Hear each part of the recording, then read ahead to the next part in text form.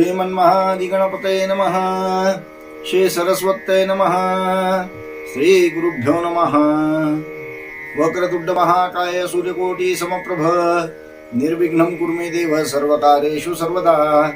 या पुण्येन्दु तुषारहार धवला या शुभ्रवस्त्रान्विता या वीणावरदंड मंडितारा या श्वेत पद्मासना या ब्रह्माच्युत शंकर प्रभृति भेददेवै सदा वंदिता। सा मां पातु सरस्वती भगवती निशेष जाड्यापहा। मूकं करोति वाचालं पङ्गुं लङ्घयते गिरिं यत्कृपातमहं वन्दे परमानंद माधवं। गोपाल कृष्ण भगवान की जय। माऊली ज्ञानेश्वर महाराज की जय। जय जय रघुवीर समर्थ समर्थ सद्गुरु श्री गजानन महाराज की जय। समर्थ सद्गुरु श्री रामदास स्वामी महाराज की जय। भारत माता की जय। मागील 12व्या अध्यायात माऊलींनी ब्रह्मज्ञानानंतरही सगुण साकार भगवंताच्या भक्तीची आवश्यकता व थोडवी गायलेली आहे। भगवंताचे मूळचे निर्गुण स्वरूप अपरिणामी अस्फुट अद्वैत सच्चिदानंद स्वरूप असल्यामुळे व ते स्वरूप मायाबद्ध नसल्यामुळे या स्वरूपाचे ठिकाणी विवर्त रूपाने असणारे त्याचे सगुण स्वरूपही अनध्यस्त म्हणजेच पूर्ण ब्रह्मस्वरूपच असते। हे आम्ही आतापर्यंत अनेक ठिकाणी दाखवलेच आहे। ज्याप्रमाणे सोन्याची पारख झाल्या वाचून हा अलंकार सोन्याचा आहे अशी खात्री होत नाही व त्याचे प्रेम वाटत नाही, त्याप्रमाणेच भगवंताच्या निर्गुण स्वरूपाचे निसंदिग्ध ज्ञान झाल्याखेरीज भगवंताच्या सगुण स्वरूपाचेही पूर्ण ब्रह्मत्व कळून येऊ शकत नाही। निर्गुण स्वरूपच अंतःकरण वृत्तीत प्रतिबिंबित झाले असता त्यास क्षेत्रज्ञ म्हटले जाते। क्षेत्रज्ञ हा क्षेत्राचा ज्ञाता आहे व क्षेत्र हे जाणले जाणारे आहे। तो क्षेत्रज्ञ क्षेत्राहून निराळा आहे, पण क्षेत्राचे ठिकाणी क्षेत्रज्ञ असल्यामुळे त्या दोघांचे मिश्रण झाले आहे। म्हणून आकाशाहून अतिसूक्ष्म असलेल्या क्षेत्रज्ञाला जाणण्याकरता संपूर्ण क्षेत्राचा विस्तार करणे आवश्यक असते। क्षेत्राचा विस्तार कळला की अनायासे क्षेत्राला जाणणारा क्षेत्रज्ञ क्षेत्राहून निराळा होतो। क्षेत्र व क्षेत्रज्ञ यांना परस्पराहून निराळे करणे यालाच वेदांतात व्यतिरेक असं म्हणतात। हा व्यतिरेक मागेही सांगितला गेला आहे। तरी पण क्षेत्रज्ञाचे स्वरूप अत्यंत सूक्ष्म असल्यामुळे ते एकदा सांगितल्याने किंवा श्रवण केल्याने समजत नाही व दृढ होत नाही। म्हणून वेदांतात आवृत्ती रस कृदूपदेशात ब्रह्मसूत्र क्षेत्र व क्षेत्रज्ञ यांच्या व्यतिरेकाचे वारंवार श्रवण करावे असे सांगितले आहे। या सिद्धांताप्रमाणे या अध्यायात भगवंतांनी व श्री माऊलींनी पुन्हा क्षेत्र व क्षेत्रज्ञ यांचा व्यतिरेक सांगितला आहे। जयांचे केलिया स्मरण होय सकळ विद्यांचे अधिकरण तेची वंदू श्री चरण श्री गुरुचे। जयाचेनी आठवे शब्द सृष्टी अंगवे सारस्वत आघवे जिभेसी ये। वक्तृत्व गोडपणे अमृताते पारुष म्हणे रस होती ओळगणे अक्षरांसी। भावाचे अवतरण अवतरविती खूण हाता चढे संपूर्ण तत्वबोध। श्री गुरुचे पाय जे हृदय गिवसून ठाय तई ये वडे भाग्य होय उन्मेषासी। ज्या चरणांचे अत्यंत परमादराने स्मरण केले असता पुरुष संपूर्ण विद्येचे वसती स्थान होतो त्याच श्री गुरुच्या चरणांना आता नमस्कार करू। ज्या चरणांचे स्मरण झाले असता इष्ट अर्थ प्रकट करणारे शब्द भांडार स्वाधीन होते आणि वाणीचे ठिकाणी संपूर्ण रसाळ वक्तृत्व प्रकट होते। रसाळ वक्तृत्वाच्या गोडपणामुळे अमृतही फिके वाटते आणि नवरस अक्षरांना धरूनच राहतात। आत्मबोधाचे रहस्य प्रकट करणारे खूण ठिकठिकाणी भावार्थाला प्रकट करते आणि त्यामुळे अंतःकरणात आत्मबोध पूर्णपणे यथार्थ अवगत होतो। जेव्हा श्री गुरुचे पाय आपल्या हृदयात राहतात तेव्हा ज्ञानाचे एवढे सद्भाग्य प्राप्त होते। ज्ञान भक्तीने पूर्ण ब्रह्मस्वरूप झालेल्या श्री गुरुचे ठिकाणी ज्याचे निस्सीम प्रेम आहे तोही त्यांच्याप्रमाणे ज्ञानभक्तीने पूर्ण साक्षात्कारी होतो व त्याच्याकडून होणारा ग्रंथ अनेक प्रक्रियांनी, रहस्यांनी व साहित्यांनी भरलेला असतो. श्रवण करुनी रचित ग्रंथ तेथ शब्द ज्ञान होत, मन नाही करुनी रचित ग्रंथ तेथ अनुमाने कळती सिद्धांत, आणि पूर्व पक्ष छेदक बहुत युक्ती असती. निधिध्यासक रचित ग्रंथ तेथ प्रक्रिया सहित असती सिद्धांत, परी निधिध्यासक जी प्रक्रिया करीत तीची प्रधान राहे. ब्रह्मसंपन्न रचित ग्रंथ तेथ अवर्णनीय अनुभूत सिद्धांत, नाना प्रक्रिया संभरित सर्व काही मिळत निसंशय. श्री गुलाबराव महाराज, भगवद्गीता संगती. ग्रंथाचे ग्रंथकार 5 प्रकारचे असतात. 1. श्रुती, स्मृती, पुराण यांना प्रमाण न मानता केवळ आपल्या बुद्धीने लिहिलेल्या ग्रंथात संतांनी अनुभविलेल्या मोक्ष मार्गाचा मागमूसही नसतो, म्हणून ते ग्रंथ मुमुक्षूंना निरुपयोगी असतात. 2. ज्यांनी श्रुती, स्मृती, पुराण यांचे पुष्कळ श्रवण केले आहे अशा पुरुषांनी लिहिलेल्या ग्रंथात केवळ शब्दज्ञान म्हणजे केवळ प्रमाण वचनांचा संग्रह पुष्कळ सापडतो. 3. सिद्धांतांचे मनन करणाऱ्या पुरुषांनी लिहिलेल्या ग्रंथात सिद्धांत पोषक व पूर्वपक्षीय शंका निवारण करणाऱ्या युक्त्या पुष्कळ असतात. 4. निधिध्यासन करणाऱ्या पुरुषांनी लिहिलेल्या ग्रंथात त्यांच्या स्वतःच्या निधिध्यासन प्रक्रियेचेच विशेष वर्णन असते. आणि 5. ज्ञानभक्तीने पूर्ण ब्रह्मस्वरूप झालेल्या सत्पुरुषांचे ग्रंथात अनेक अनुभूत सिद्धांत, आत्मसाक्षात्काराच्या प्रक्रिया व रहस्ये हे ठिकठिकाणी आढळतात. अशा सत्पुरुषांचेच ग्रंथ सर्व मुमुक्षूंना उपयोगाचे असतात. ते नमस्कारून आता तो पितामहाचा पिता, लक्ष्मीचा भरता ऐसे म्हणे. म्हणून त्या चरणांना आम्ही आता नमस्कार करतो. जो ब्रह्मदेवाचा पिता व लक्ष्मीचा पती होय तो भगवान श्रीकृष्ण पुढे असे म्हणाला. श्री भगवान उवाच. इदं शरीरं कौन्तेय क्षेत्रमित्यभिधीयते, एतद्यो वेत्ति तं प्राहुः क्षेत्रज्ञम् इति तद्विदाः. श्री भगवान म्हणतात, हे कुंतीपुत्रा अर्जुना, या शरीराला क्षेत्र हे नाव आहे. याला जो जाणतो तो क्षेत्रज्ञ होय, असे क्षेत्र व क्षेत्रज्ञांना जाणणारे म्हणतात. तरी पार्था परिसीजे, देह हे क्षेत्र म्हणीजे, हे की जाणे तो बोलीजे क्षेत्रज्ञ येथे. तरी हे अर्जुना ऐक, देहाला क्षेत्र म्हणतात व देहाला जो जाणतो त्याला येथे क्षेत्रज्ञ म्हटलेले आहे. क्षेत्रज्ञं चापि मां विद्धि सर्व क्षेत्रेषु भारत, क्षेत्र क्षेत्रज्ञयोर् ज्ञानम् यत्यज्ञानं मतं मम. अर्जुना, सर्व शरीराचे ठिकाणी जो क्षेत्रज्ञ आहे तो मीच आहे असे जाण. क्षेत्र व क्षेत्रज्ञ यांच्या स्वरूपाचे जे यथार्थ ज्ञान तेच खरे ज्ञान होय असे मी समजतो. तरी क्षेत्रज्ञ जो येथे तो मी जाण निरुते, जो सर्व क्षेत्राते संगोपनी असे. शरीरात जो क्षेत्रज्ञ म्हणून येथे सांगितला आहे व जो सर्व प्राणी मात्रांच्या शरीरात व्यापून आहे तो खरोखर मीच आहे असे जाण.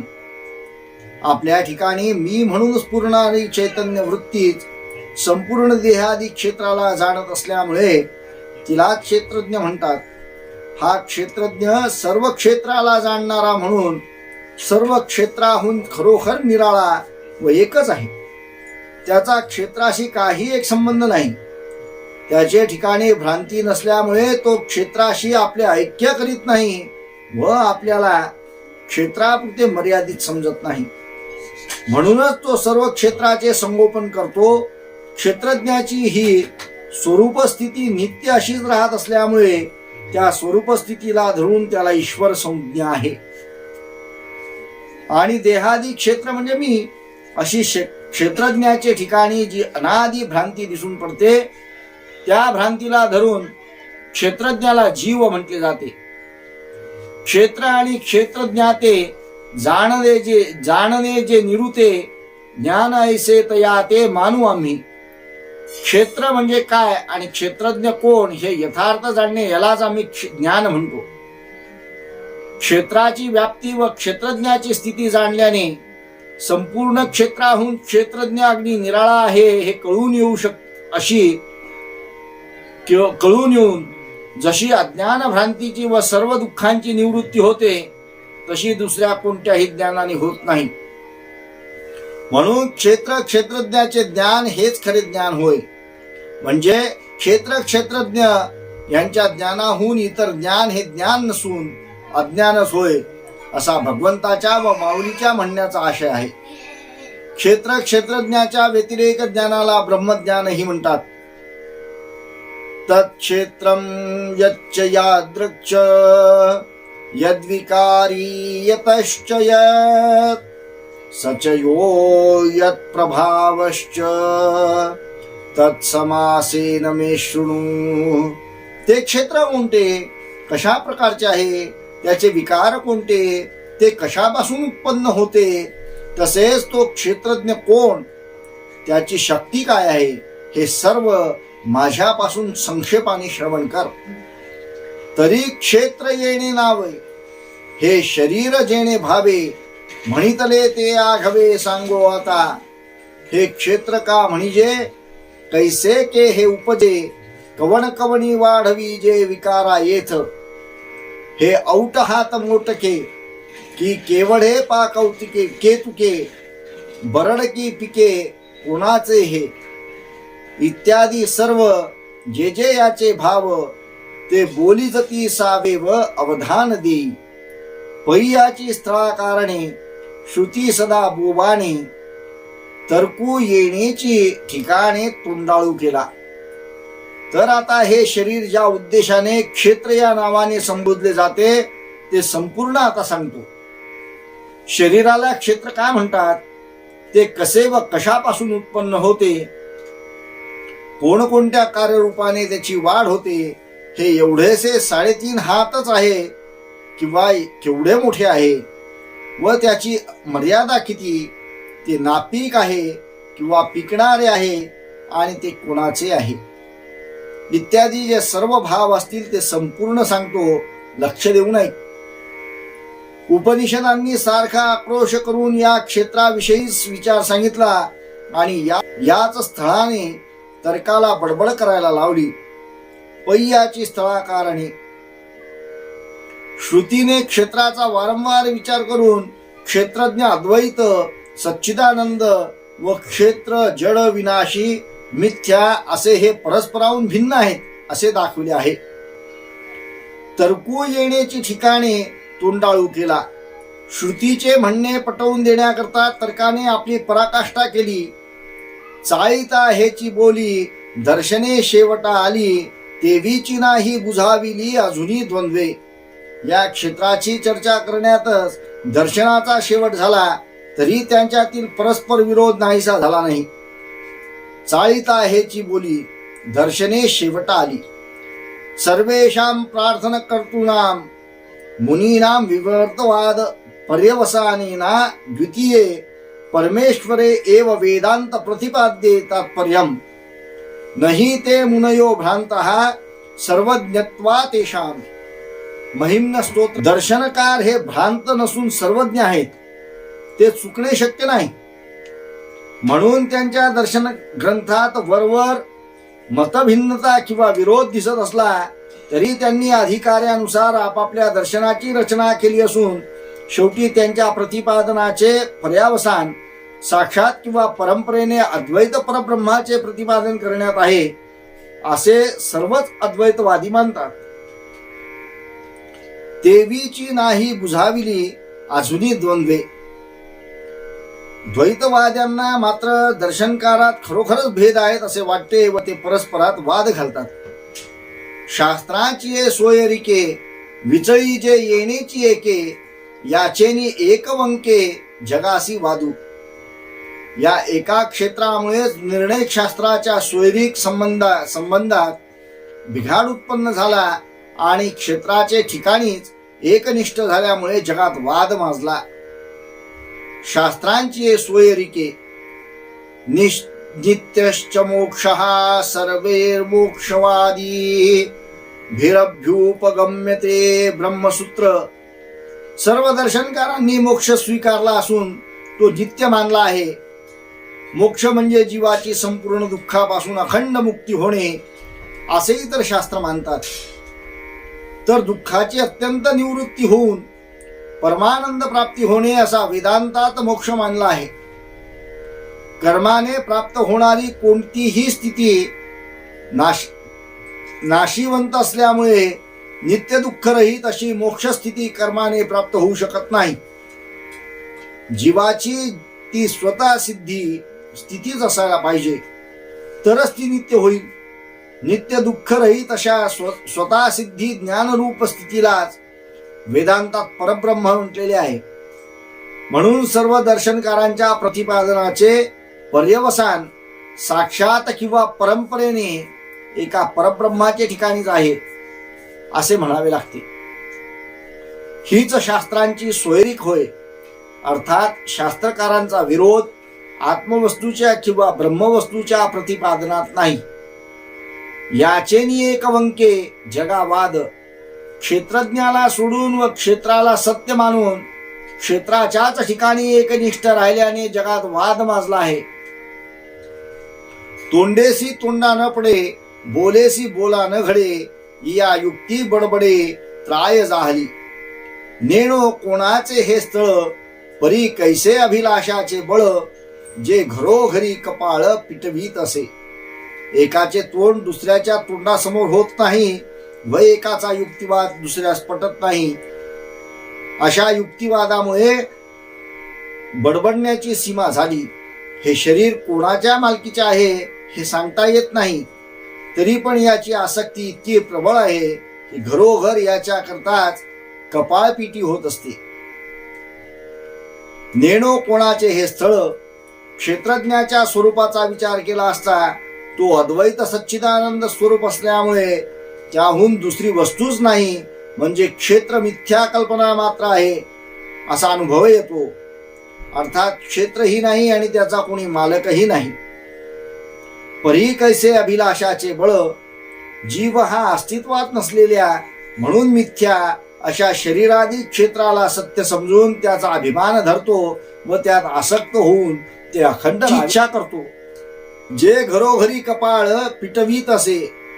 काल्पनिक क्षेत्र नाशिवंतच असणार हे न समजता ते नाहीसे होऊ नये अशी जीव इच्छा करतो. म्हणून ते नाहीसे झाले असता व्यर्थ शोक करण्याचा प्रसंग येतो. नास्तिका द्यावया तोंड वेदांचे गाढे बंड ते देखोनी पाखांड आणची वाजे. नास्तिकांच्या कुतर्कांचे खंडन करण्याकरता त्यांना तोंड देऊन वेदांनी त्यांच्या विरुद्ध थोर बंड उभारले. हे पाहून पाखांड्यांनी भलतेच बोलायला सुरुवात केली. नास्तिक म्हणजे देहालाच चेतनात्मा समजणारे. ते ईश्वर वेद वेदांचे ईश्वर प्रणितत्व पाप पुण्यकर्मे कर्मानुसार गती परलोक पुनर्जन्म मोक्ष इत्यादी जे श्रुतिमान्य सिद्धांत आहे ते मुळीच मानित नाहीत. नास्तिका द्यावया तोंड म्हणजे नास्तिकांची अविचारमूलक मते खोडून काढण्याकरता. वेदांचे गाढे बंड म्हणजे वेदाने अनुमान व अनुभव यांच्या भक्कम आधारावर उभारलेली युक्तिसिद्ध विचार. पाखंडी वेदादी शास्त्रांच्या युक्ती अनुभव सिद्ध विचारांचा व सिद्धांतांचा त्याग करून विचारास न पटणारे व अनुभवास कधी न येणारे स्वकपोल कल्पित सिद्धांत प्रतिपादन करणाऱ्यांना पाखंडी म्हणतात. पाखंड या शब्दाने अर्हत किंवा जैनादी अवैदिक मतांना माऊलींनी येथे उल्लेख केलेला आहे.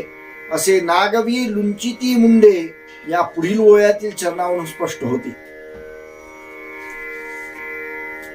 म्हणे तुम्ही निर्मूळ लटिके हे वागजाळ, ना म्हणसी तरी पोफळ घातले आहे. पाखांडाची किडे नागवी लुंचिती मुंडे, नियोजिली वितंडे तळासी येती. मृत्यू बळाचे निमाजे, हे जाईल वीण काजे, ते देखोनिया व्याजे निघाले योगी. वेद प्रमाण मानणाऱ्या आस्तिकाला पाखंडी म्हणतो, तुमचे म्हणणे निराधार व केवळ वायफळ पांडित्य आहे. नाही, आमचे म्हणणेच यथार्थ आहे असे म्हणत असाल तर ही आम्ही प्रतिज्ञेची सुपारी ठेवली आहे. म्हणजे पैजेने आम्ही आपले म्हणणे सिद्ध करून देऊ शकतो. असे हे पाखंडांचे डफ वाजवून नागवे राहतात व डोक्याचे केस उपटतात आणि आपले मत प्रतिपादन करण्याकरता स्वीकारलेल्या वितंडवादानेच ते सर्वांच्या खाली येतात. म्हणजे आपणच आपले मते निराधार ठरवतात. मृत्यूचे सामर्थ्य अनिवार्य असल्यामुळे हे क्षेत्र व्यर्थच मृत्यूच्या स्वाधीन होईल हे जाणून योगी देहाच्या आसक्तीने आयुर्मर्यादा वाढवण्यास निघाले. मृत्यूनी आधा दिले तीही निरंजन सेविले, यमदमांचे केले मेळावे पुरे. देहांच्या आसक्तीमुळे मृत्यूला पाहून घाबरलेले ते एकांतात जाऊन राहिले व त्यांनी नाना प्रकारच्या यमनियमांचे समुदाय आचरणात आणले. योगी या साधली जीवनकाळा, योगी आयुष्य वाढवण्याकरता योगाच्या यमनियमादी अष्टांग साधनांचा अभ्यास करतात. अर्थात तेही क्षेत्राला सत्य समजतात. वेदांताप्रमाणे मिथ्या समजत नाहीत हे सिद्ध आहे. येणेची क्षेत्राभिमाने राज्य त्यजिले ईशाने, गुंती जाणोनी स्मशाने वासू केला. ऐसिया पैजा महेशा, पांघुरणे दाही दिशा, लांच कर म्हणोनी कोळसा कामू केला. या देहाचा अभिमान धरूनच कैलासाचे राज्य करण्यात बंधन आहे हे जाणून भगवान शंकराने कैलासाचा त्याग केला व स्मशानात वास केला. अशा त्याग करण्याच्या व प्रतिज्ञेनेच शंकराला दिशा पांघराव्या लागल्या, म्हणजे दिगंबर होऊन राहावे लागले व कामोत्पादक वनशोभेची लाच देऊ पाहणाऱ्या मदनाला जाळून शंकराने त्याचा कोळसा केला. पुराणातून शंकर, विष्णू, ब्रह्मदेव यांच्या ज्या अशा प्रकारच्या कथा वर्णिलेल्या आहेत त्या परार्थका असतात. म्हणजे त्यांचे तात्पर्य दुसऱ्यांना उपदेश करण्यात असते. वरील 24 व 25 या ओळ्यात वर्णिलेल्या भगवान शंकराच्या कथेने सामान्य जीवांना असा उपदेश केला आहे की क्षेत्र सत्य वाटते म्हणूनच त्याच्या आसक्तीने काम क्रोधादी विकार उत्पन्न होतात व काम क्रोधादिकांच्या नाशाचा प्रयत्न होतो.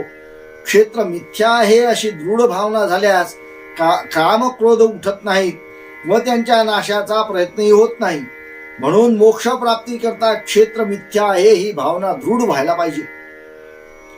लांच कर, ज्याप्रमाणे लाच देणारा पुरुष लांच देऊन आपल्या इच्छेप्रमाणे अधिकाऱ्याकडून काम करून घेतो त्याप्रमाणे शंकराने पार्वतीचा अंगीकार करावा म्हणून मदनही नाना प्रकाराने वन शृंगारून कामोत्पादक वनसौंदर्याची लाच शंकरापुढे करून त्याला आपल्या वश करून घेऊ पाहत होता.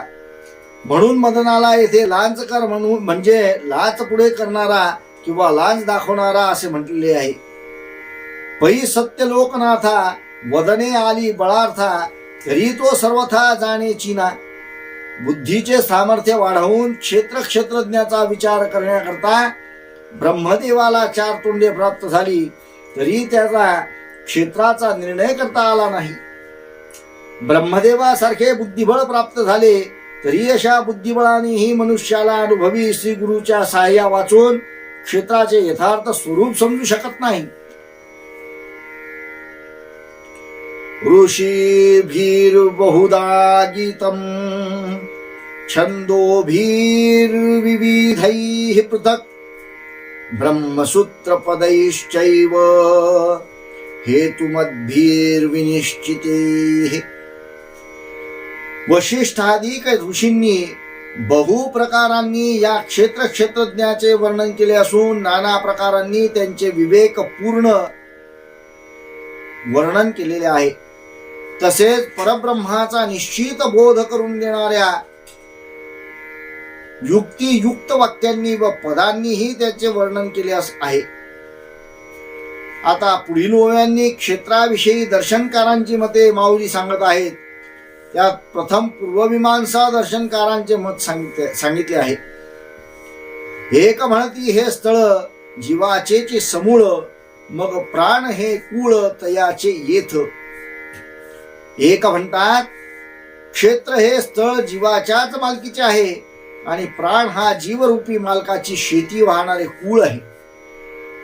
ज्याप्रमाणे जमिनीचा मालक माझी जमीन म्हणतो म्हणून तो मालक होतो आणि जमिनीची नाही वाही कुळ करते, त्याप्रमाणे जीव माझा देह म्हणतो म्हणून येथे जीवाला देहाचा मालक म्हटले आहे.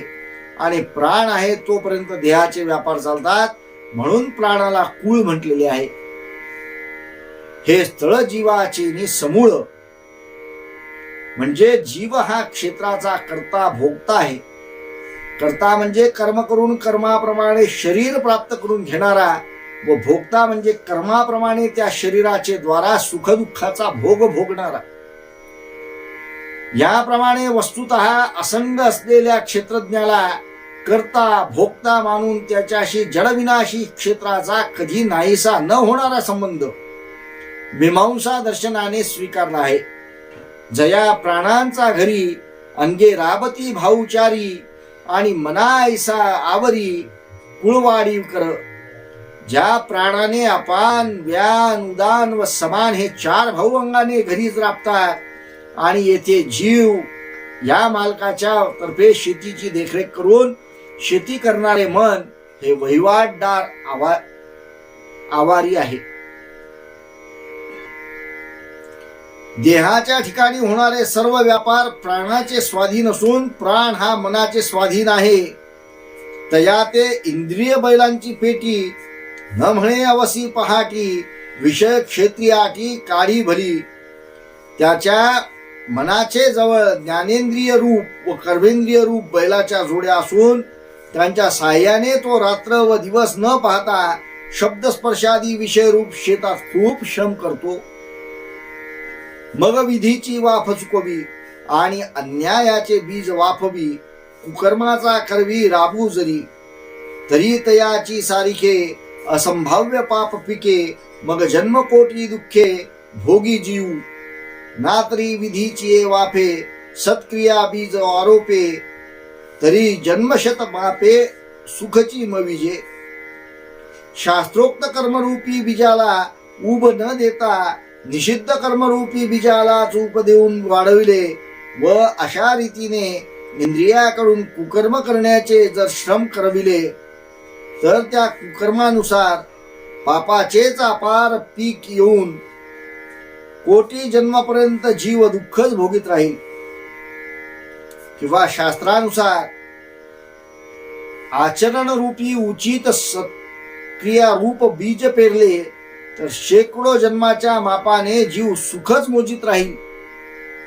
असंगो ह्ययम पुरुष, क्षेत्रज्ञ पुरुष असंग म्हणजे सर्वाहून निराळा व अलिप्त आहे असे श्रुतींनी सांगितले असताना जैमिनी मतामध्ये शरीर कर्म सुख दुःख इत्यादी क्षेत्रांतर्गत पदार्थ सत्यत्वाने मानलेले आहेत.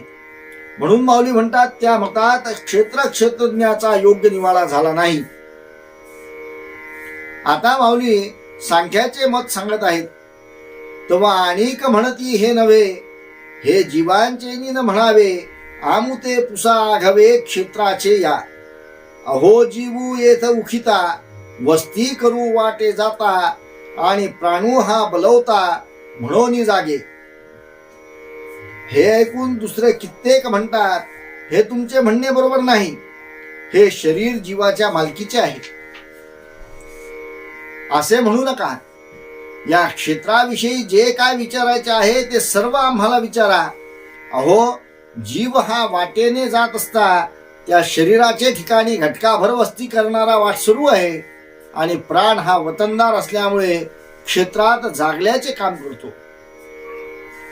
वाटे जाता जीव हा मुळात प्रकृतीहून निराळा असा असंग आहे. पण तो अविवेकाने प्रकृतीशी ऐक्य पाहून जन्म मरणाच्या वाटेने जाताना क्षेत्राचा आश्रय करतो. हे वाटा जाता या पदाने सुचवले आहे. उखिता वस्ती कर, विवेक ज्ञान उत्पन्न होईपर्यंतच त्याचा